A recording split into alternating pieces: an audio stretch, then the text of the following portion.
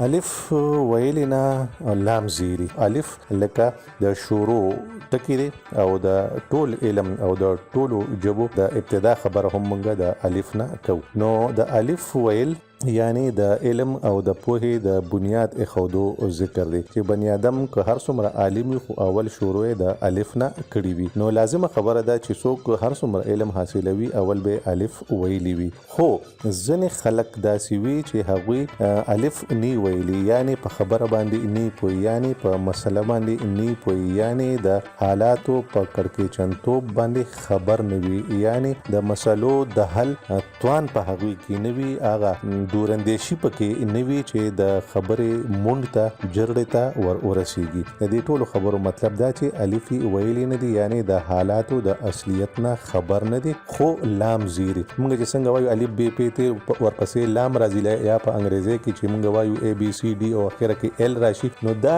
لام زیری یعنی د خبرې په سر یا د خبرې په بنیاد پوی نه دي او اخر ته وردانګي نتیجې ته ځان رسي یا نتیجې د رایستلو کوشش کوي. نو د مطلب دا دی چې اول بنی آدم لپاره چې په خبره په زور زیر ځان پوي کی، د خبرې په اصلیت او د خبرې یا د موقع په مناسبت ځان حالاتو ته ورسي، حقیقت او رښتیا معلوم کی، د هغې نه پس وروستو نورې خبرې وکي. کم خلک چې د خبرې په سر کې د نتایجو ورکولو یا د فیصلې ورکولو کوشش کوي او یا د خبرې په آخر کې سر دوباره خبره شروع کوي، دواړه غلطه خبرې دي. خبره اول وي او خبره اخر وي.